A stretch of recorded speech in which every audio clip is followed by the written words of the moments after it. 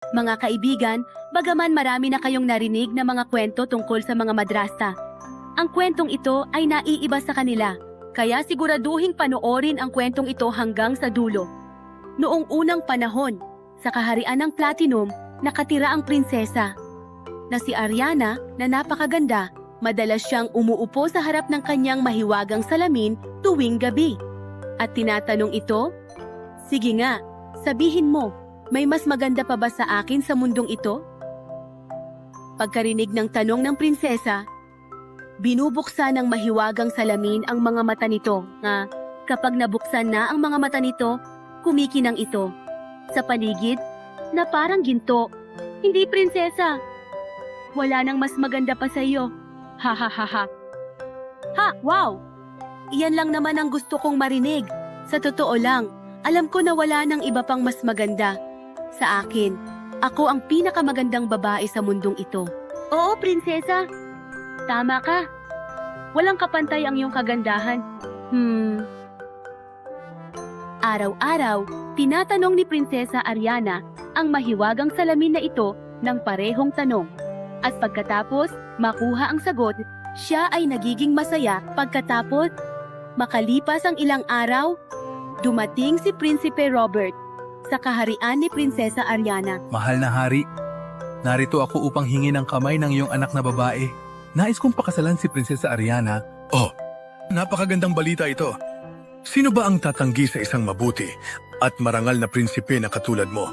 Nagustuhan din ni Prinsesa Ariana si Robert sa unang tingin, kaya pumayag din siya na magpakasal. Kaya't nagpakasal ang dalawa. At si Prinsesa Ariana ay pumunta na sa kaharian ni Prinsipe Robert. Ito ang anak kong si Jordi. Oho, ang cute nung babae. Kinuha ng prinsesa si Jordi sa kanyang mga bisig. Si Jordi naman ay 1 taon pa lang. Ngayon, mas lalo pang gumanda ang buhay ni Prinsesa Ariana. Nakakatanggap siya ng napakaraming pagmamahal mula kay Haring Robert. Prinsesa, para sa isang magandang prinsesa tulad mo, narito ang magandang kuwintas na ito. Maraming salamat, Maharaj. Napakaganda ng kuwintas na ito. Patawad, prinsesa. Ngunit hindi ito kasing ganda mo. Lumilipas ang panahon at lumalaki na rin si Jordi. Isang araw, habang nakaupo si Prinsesa Ariana sa harap ng mahiwagang salamin. "Sige, mahiwagang salamin, sabihin mo sa akin kung may mas maganda pa sa akin?" "Patawad, prinsesa. Siyempre, ikaw ang pinakamaganda at pinakamakinang. Ngunit, sa ngayon, ay may mas maganda pa sa iyo." "Ano? Oo. Sino ang babaeng iyon? Sabihin mo sa akin agad." "Yung stepdaughter mo, Princess Jordi." "Ano? Hindi. Hindi pwede yon. Kailangan kong gumawa ng paraan. Hindi ko talaga kayang tiisin ito."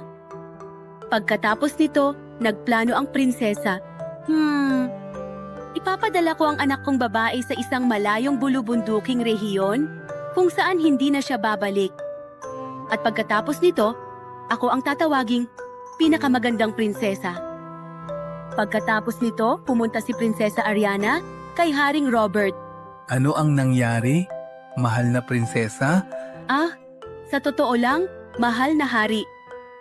Gusto ko sanang sabihin na dapat ninyong ipadala ang inyong anak na si Jordi sa malayo mula sa palasyo upang siya ay maging isang mabuti at matapang na prinsesa. Ngunit prinsesa, bakit mo sinasabi ito?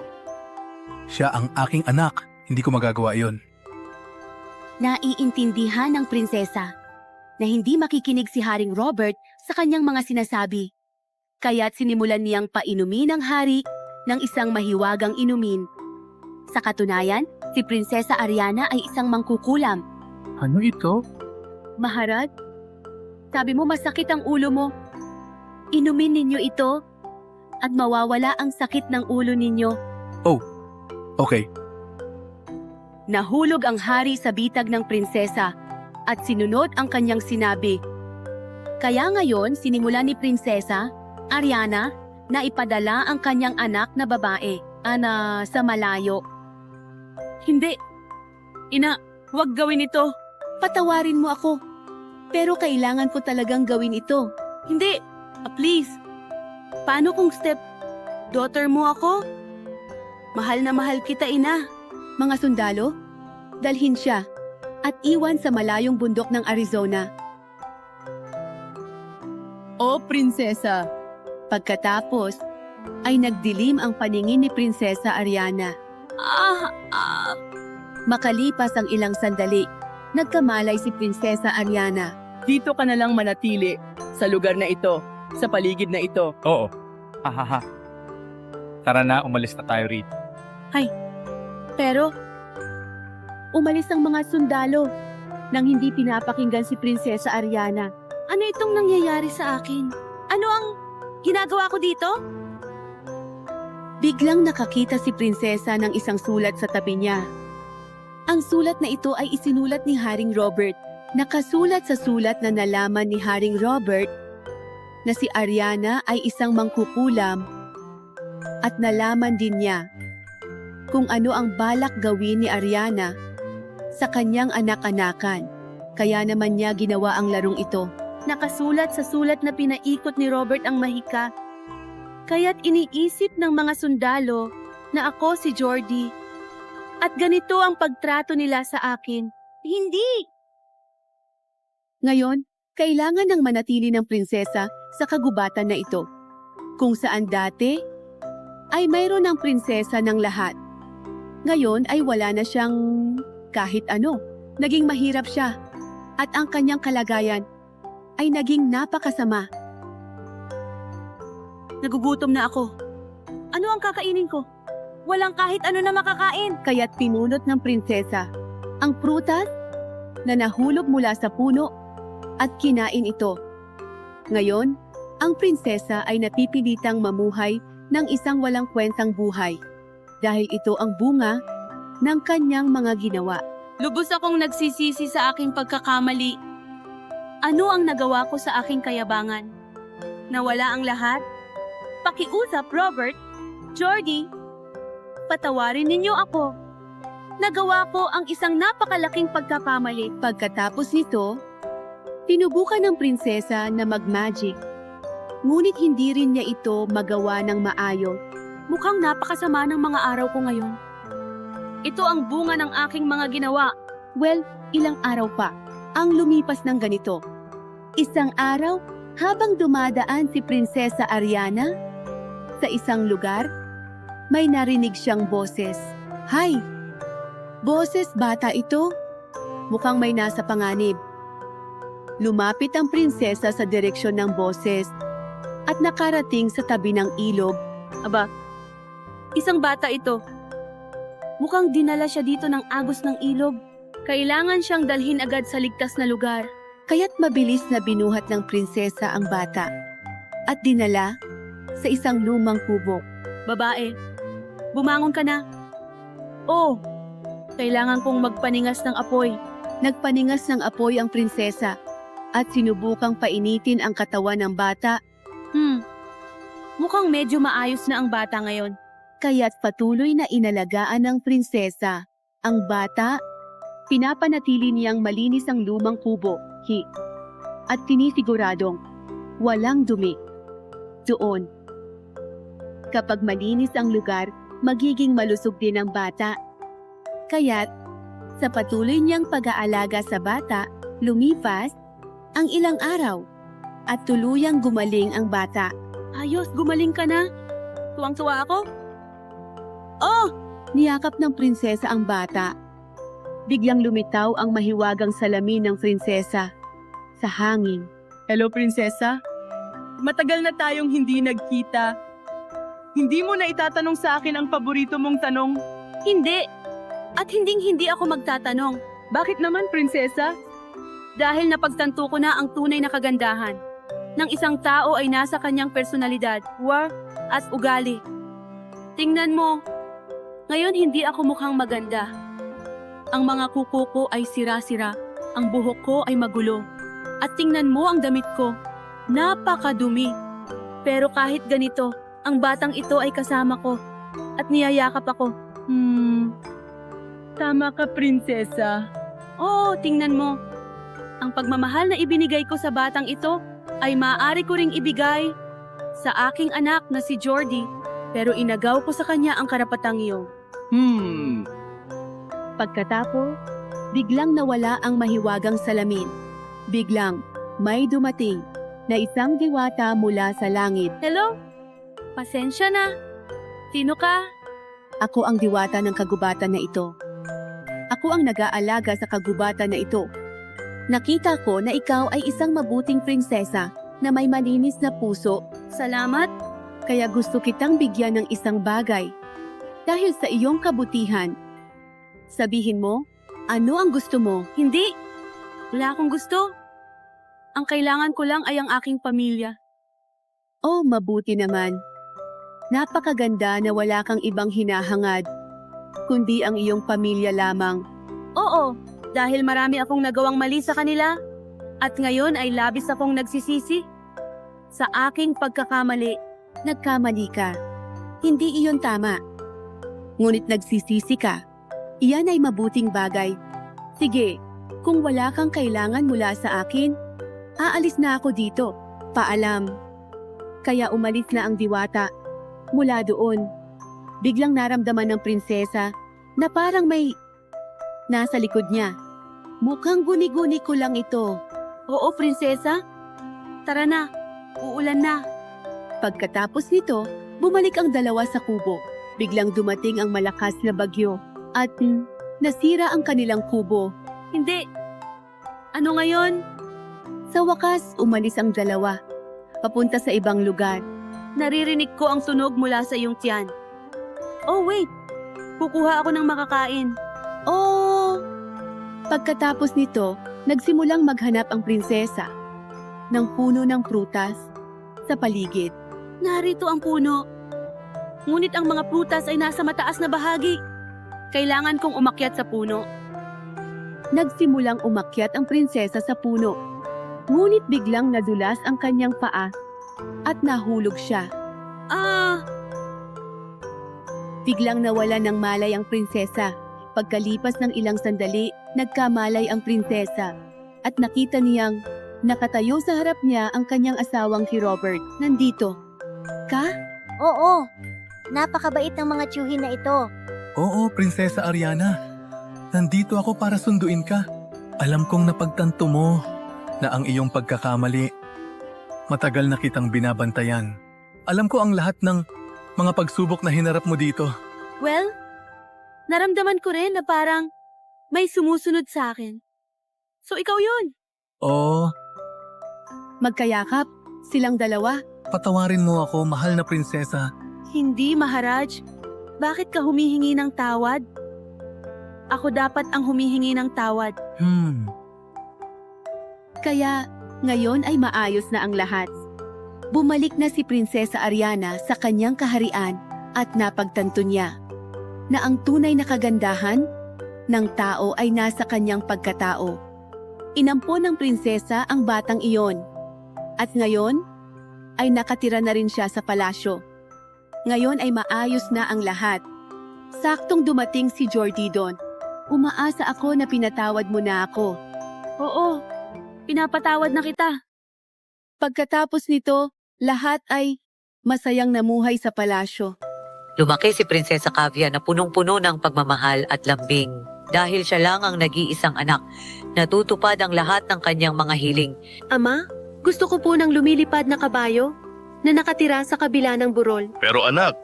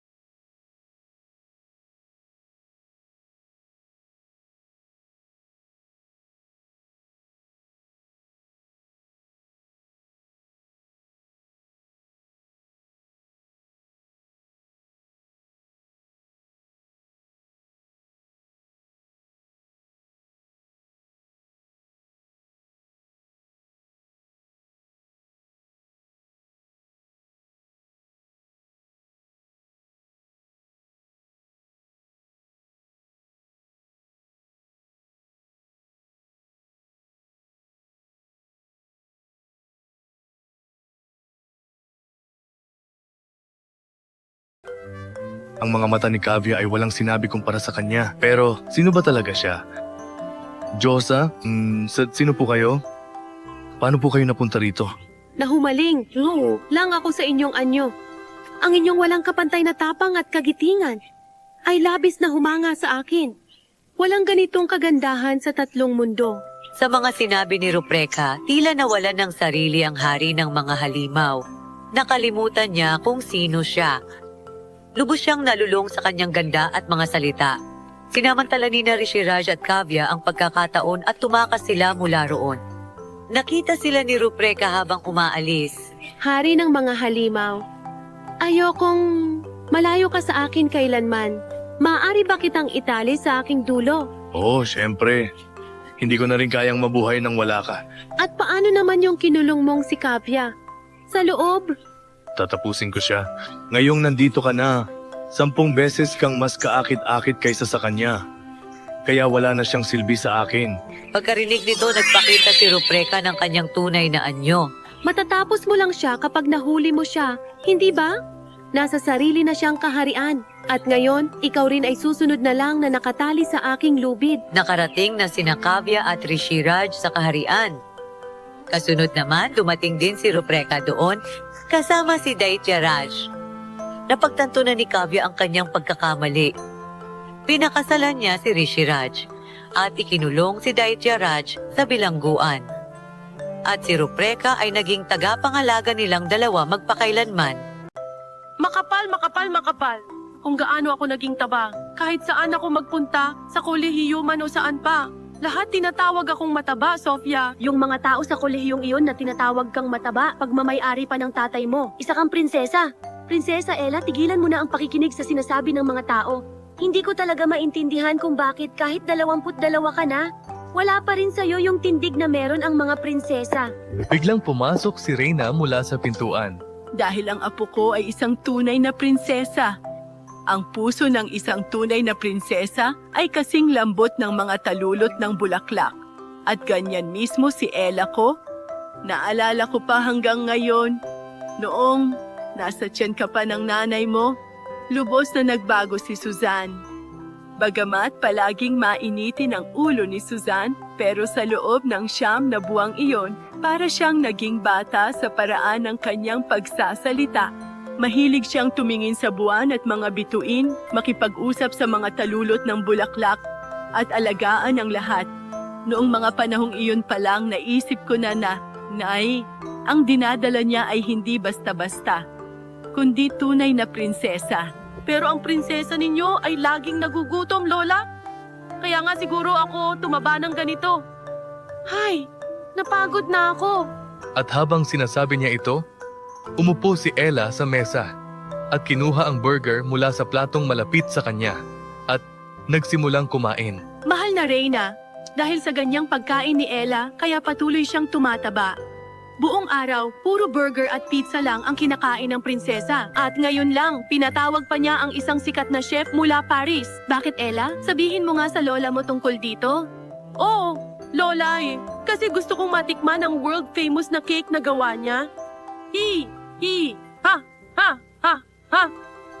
Ang talagang inosente kong anak. Ipinatong niya ang kanyang kamay sa ulo ni Ella at bumalik sa Narnia. Ngunit hindi alam ng dakilang Reyna kung tungkol saan ang pinag-uusapan ng hari sa ibaba sa pagpupulong. Pagdating ni Narnia sa pagpupulong, napansin niyang dumating pala ang hari ng Paris, si King William, upang makipagkita. Ihanda na ang mga regalong mula sa ating kaharian para kay Haring Williams.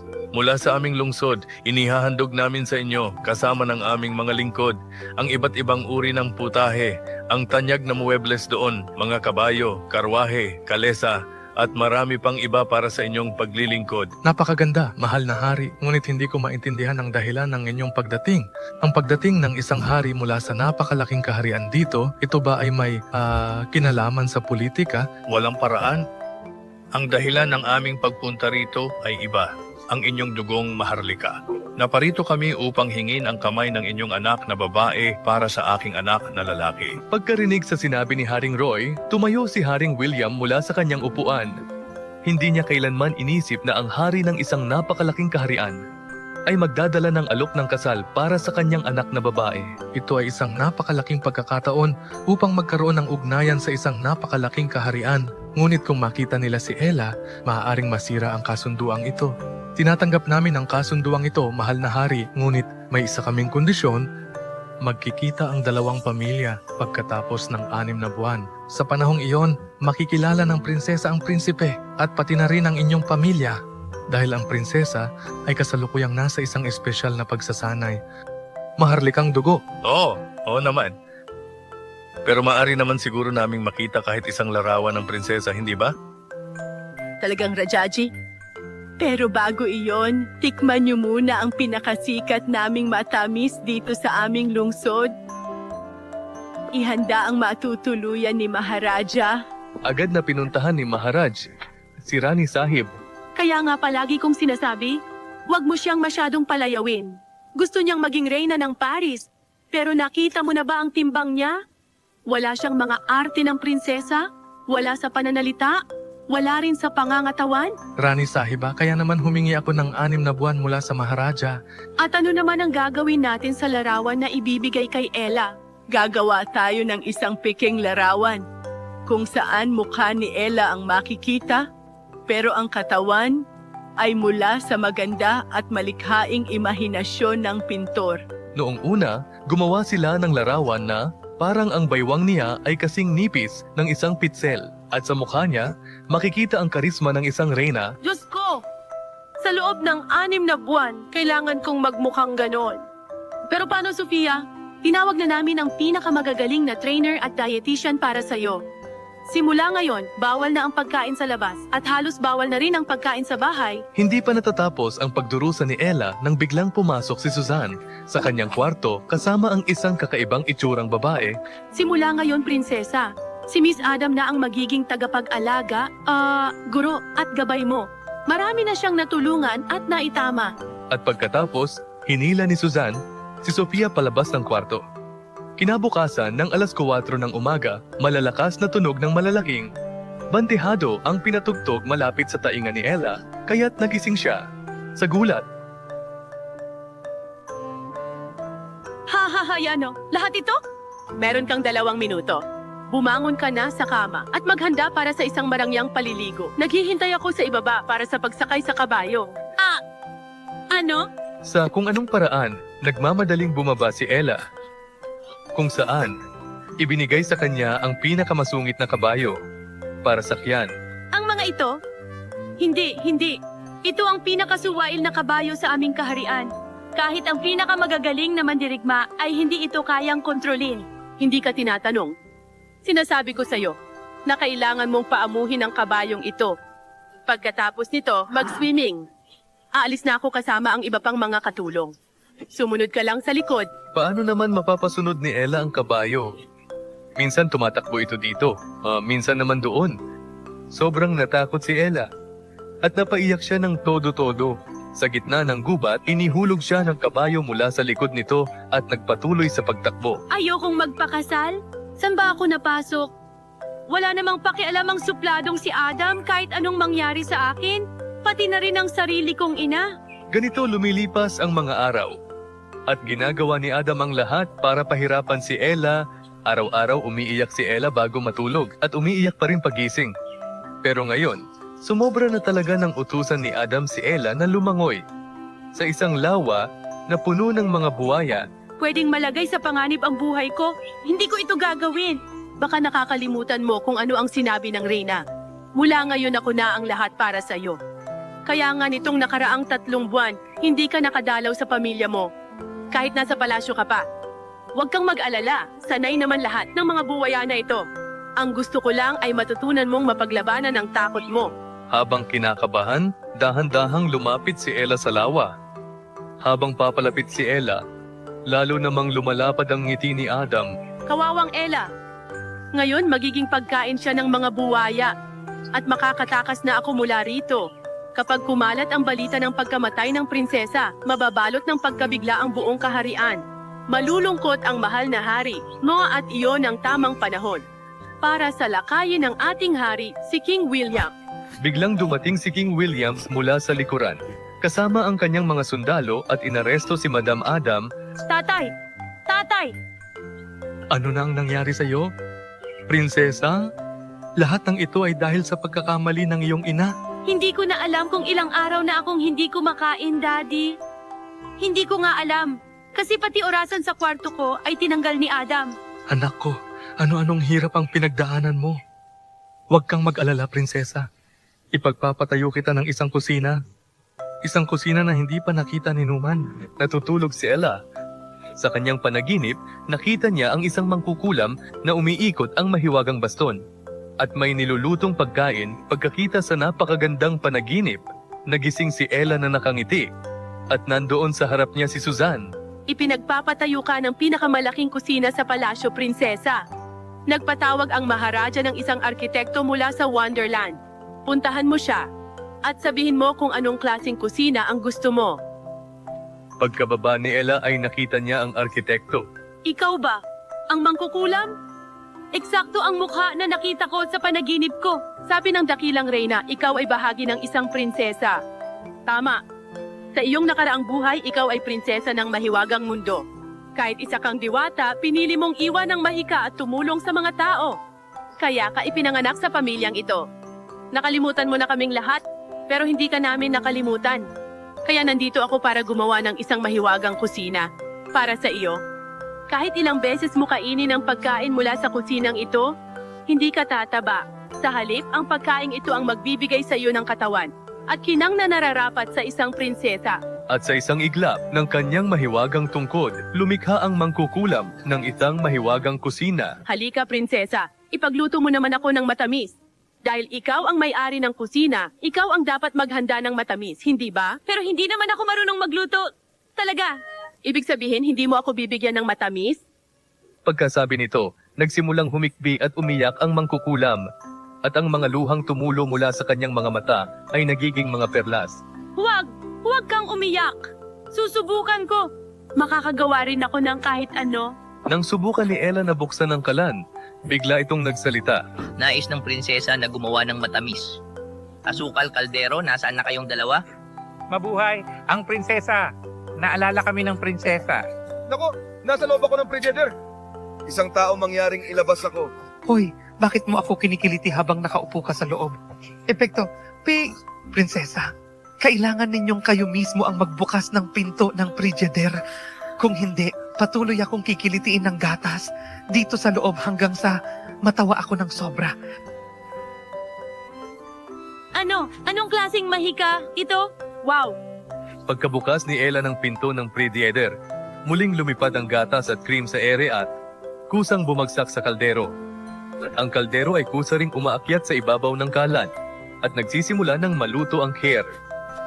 Sa isang gilid, kusang hinihiwa ang mga cashew at pasa sa cutting board, habang sa kabila naman, kusa ring napupuno ng tubig mula sa gripo, ang kaldero at pinababad ang bigas. Ito ay isang mahiwagang kusina? Ang mahiwagang kusina ng prinsesa? Gaano ito kaganda? Mananatili ba ang mahika na ito palagi, mangkukulam? Pagkasabi nito, paglingon ni Ella, nawala na ang mangkukulam. Umalis na ang mangkukulam. At ang magic nila? Muling humarap si Ella sa kalan. Nasa tamang pwesto na ang lahat ng mga gamit sa kusina at bigla niyang narinig ang boses ng hari. Aba, wow, prinsesa, halika. Nagluluto ka pala ng kher. Napakagandang bagay niya. Sige, ipagpatuloy mo lang. Baka panaginip lang ang lahat ng yon.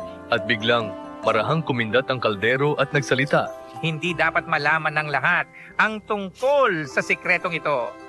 Prinsesa, paparating na ang hari, kaya nawala ang mangkukulam. Simula, noon hindi na kailanman nag-alala si Prinsesa Ella tungkol sa pagiging mataba. Ikinasal ang prinsesa at dinala niya ang kanyang mahiwagang kusina sa bahay ng kanyang asawa. Napakaganda ng senyorita. Napakaliwanag ng kanyang mukha. Na kahit ang sikat ng araw ay kumukupas sa tabi niya, maraming manliligaw ang dumarating mula sa malalayong lugar para sa kanya. No, Dad. Hindi ako magpapakasal ngayon. Hindi naman hanggang sa makahanap ako ng katulad ko. Magpapakasal lang ako sa taong may liwanag sa mukha na katulad ng akin.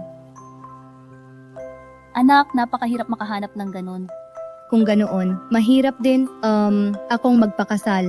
Napaisip ang hari kung ano na ang dapat gawin. Ngunit ngayon, ipinapaubaya na lang niya ang lahat sa tamang panahon. Si Senyorita ay nagsimulang makipag-usap sa sarili niya sa kanyang silid tuwing gabi. Narinig ko sa mga kwento na may mga diwata raw. Alam nila ang lahat ng nasa puso mo at tinutupad nila ito? Hindi ko alam kung totoo ba ito o hindi. Habang iniisip niya ito, may 2 diwata na dumadaan sa tabi ng kanyang bintana at narinig nila ang kanyang sinabi, "Hoy, ano ito? Nag-aalinlangan ang batang ito kung totoo nga ba kami o hindi." Ito ay hindi tama. Oh, mali nga ito. Kailangan nating tuparin ang kanyang hiling para iparamdam sa kanya na may mga diwata talaga na tumutupad ng mga kahilingan. Pero ano nga ba ang kanyang hiling? Kailangan din nating malaman yon. Ganito na lang, umalis muna tayo ngayon. Hindi rin natin siya masyadong makilala ngayong gabi. Bukas ng umaga na lang natin siya balikan. Umalis na ang 2 diwata mula roon. Nagising siya dahil sa matinding liwanag kinabukasan ng umaga. Ha? Saan nanggagaling ang napakaliwanag na ilaw na ito? Hindi pa nga lubos na umaga. Halika, tingnan natin. Lumipad ang 2 papunta sa direksyon ng liwanag. At nakita nilang nakatayo si Senyorita sa harap ng salamin. Ang kanyang liwanag ay kumakalat sa buong palasyo. Aking salamin, nakikita mo ba ang liwanag na ito sa aking mukha?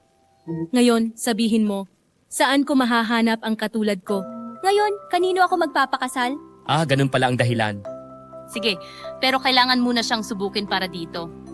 Kailangan nating alamin kung bakit gusto niyang magpakasal sa isang tao na kasing liwanag niya. Nag-ikot ang 2 diwata sa palasyo.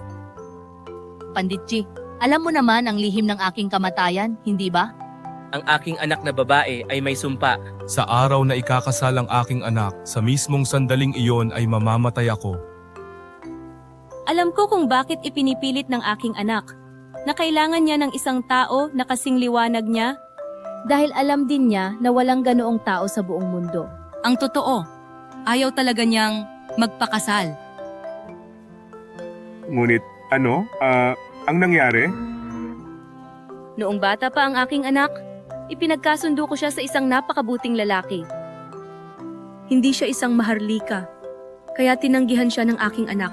Nagpunta ako sa kanilang bahay at nagmakaawa ng kapatawaran. Ngunit, isinumpa niya ako at ang aking anak. Naririnig ng 2 diwata na nakatayo sa labas ang lahat ng ito. Ngayon, ano ang dapat gawin? Oo, kailangan talaga nating tumulong. Kung hindi, mawawala ang tiwala niya sa mga diwata at sa kanilang mahika. At saka, ang nagawa niya ng hindi sinasadya, hindi naman dapat niyang pagdusahan habang buhay. Pakinggan muna natin ng buo ang sinasabi ng hari. Ano pa ang sinasabi niya? Kay Panditji? Muli nilang ibinalik ang kanilang atensyon sa mga sinasabi ng hari. Sa totoo lang, isa lang siyang karaniwang tao. Gusto lang talaga niyang mapangasawa ang aking anak na babae. Kaya nagkunwari siyang isang mabuting Ginoo. Nang tumanggi ang anak ko, ipinakita niya ang kanyang tunay na anyo at isinumpa sila. Pagkarinig nito, lubos na naunawaan ng mga diwata ang buong pangyayari. Kaya ngayon, kailangan nating hanapin ang karaniwang taong iyon at alisin ang sumpa kina hari at sa kanyang anak na babae. Pero paano natin siya mahahanap? Umalis na lang tayo dito, baka sa daan ay matagpuan natin siya. Naglakbay silang 2, nunta, tumawid sa mga bundok, ilog, at mga baryo, umaasang may makikita o malalaman sila. Ngunit wala silang natagpuan. Sa pagod, natulog silang 2 sa ilalim ng isang puno. Bigla nilang narinig ang boses ng isang taong pabulong na nagsasalita. Nagmaganda pa siyang Prinsesa Kuno. Paano siya nagkaroon ng lakas ng loob na tanggihan ako? Isinumpa ko siya at ang kanyang ama. Hindi sila kailanman makakapag-asawa ng kahit sino.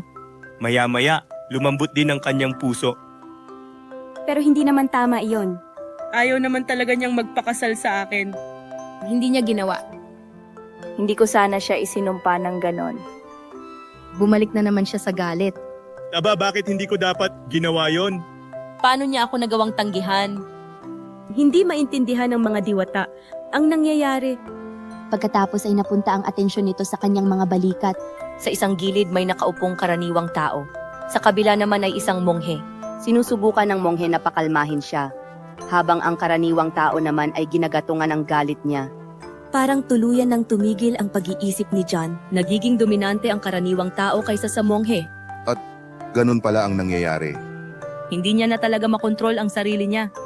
Minsan ang karaniwang tao, minsan ang monghe ang nangingibabaw sa kanya.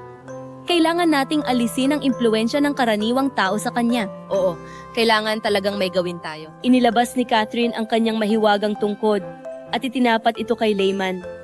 Pero hindi naapektuhan si Layman kahit kaunti. Nagsimula siyang tumawa ng malakas. Pumunta siya at umupo sa ulo ni John. Sobrang balisa na si John, pero kontrolado na ng Layman ang kanyang isipan. Parang inalis ni Layman ang kakayahan niyang mag-isip at umunawa. Ngayon, sinusubukan siyang hilahin pababa ni Alexa gamit ang lubid. Pero pinalalaki at pinabibigat niya ang kanyang katawan. Hindi siya kayang kontrolin ng diwata. Naintindihan ko na, hindi ito isang ordinaryong Layman. Hindi natin siya basta-basta makokontrol. May kilala kong isang pari. Ngayon, kailangan nating humingi ng tulong sa kanya. Kapag napasunod na natin siya, mawawala na rin ang impluensya ni Layman kay John at magigising siya sa katotohanang nagkamali siya nang hindi niya namamalayan na siyang naging dahilan ng pagkasira ng buhay ng hari at ng kanyang anak. Sige, ikaw na bahala kay Price at pupunta ako sa palasyo para makita si Senyonita. Lumapit si Catherine sa senyorita. Umiiyak siya habang nakatingin sa sarili at kinakausap ang sarili niya. Ano ang gagawin ko ngayon? Kailangan ko talagang magpakasal. Gusto ko rin namang magkaroon ng prinsipe sa aking mga panaginip. Kahit sino pa siya, kahit saan pa siya galing, basta may maghawak lang ng aking kamay. Pero mahal na mahal ko rin ang aking ama. Hindi ako makakapagpakasal. Dahil sa sumpa ng Layman na iyon. Lumapit si Catherine na naririnig ang lahat sa kanya. Pare, totoo bang isa kang diwata? Oo, syempre. Narito ako para tuparin ang lahat ng iyong mga hiling. Hindi mo kayang tuparin ang aking hiling. Wala kang alam.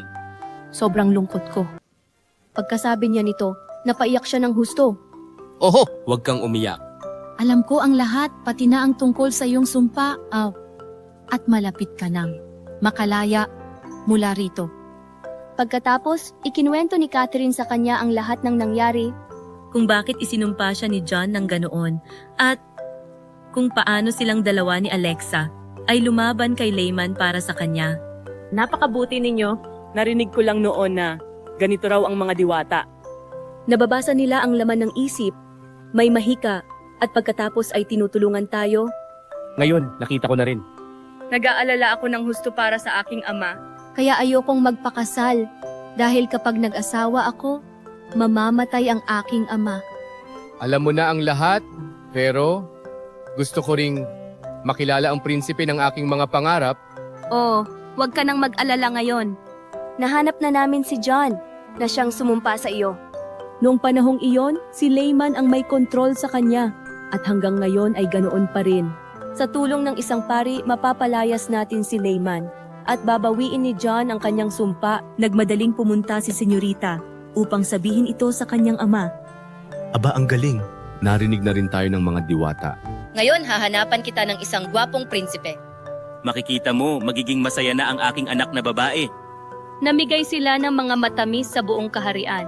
Samantala, abala si Alexa sa paghahanap kay Price. Habang nagpepenitensya sa bundok, nakukuha rin niya ang presyong iyon. Baba, sumama po kayo sa akin. Buhay po ng isang inosenteng dalaga ang nakataya. Ikinuwento niya ng buo ang lahat sa pari. Agad namang pumayag si Price na sumama sa kanya. Pumunta silang dalawa kay John. Nagmumuni-muni siya mag-isa roon at nagsasalita ng mag-isa. Diretso ang tingin ni Price kay Lemans na nakaupo sa balikat niya. Ikaw pala! Marami ka ng buhay na sinira! Ano bang napapala mo sa ginagawa mong yan? Wala lang. Natutuwa lang akong makita ang paghihirap ng mga tao. Ang kanilang mga luha. Hoy, makasalanan ka. Matakot ka naman sa Diyos. Bakit ako matatakot sa kanya? Ano bang kabutihan ang ginawa niya para sa akin? Ganito pang demonyong anyo ang ibinigay niya sa akin. Bakit hindi na lang niya ako ginawang isang ordinaryong tao? Kung palalayain kita sa anyong yan, iiwanan mo ba si John? Iiwanan ko si John. As hinding-hindi na ako mangbubulabog ng kahit sino pa man. Palayain mo lang ako sa anyong ito. Nagbigkas ng ilang mga orasyon si Price at inihiwalay si Leman mula sa kanyang katawan. Pagkaalis ni Leman sa katawan, bigla siyang naglaho. Nang mawala si Leman, bumalik din sa ayos ang isipan ni John. Ipinapaalala ni Alexa. Sa kanya ang sumpang ibinigay niya. Ako ba? Talaga ang gumawa niyan? Dalin mo ako agad sa kanya. Kailangan kong humingi ng tawad sa kanya at palayain siya mula sa sumpa. Lahat sila ay pumunta kay Senyorita. Humingi ng tawad si John sa kanya. At sa tulong ni Price, pinalaya siya mula sa sumpa. Napalaya si Senyorita mula sa sumpa. Ngunit labis ang lungkot at galit ni Senyorita dahil nasira ang buong buhay niya dahil kay John. Hindi niya mapatawad si John. Isinumpa niya si John na sa susunod na 7 buhay, mananatili rin siyang binata. Kaya mga kaibigan, kung nagustuhan ninyo ang aming kwento, pindutin ang like button, i-share ang video at huwag kalimutang mag-subscribe sa aming channel.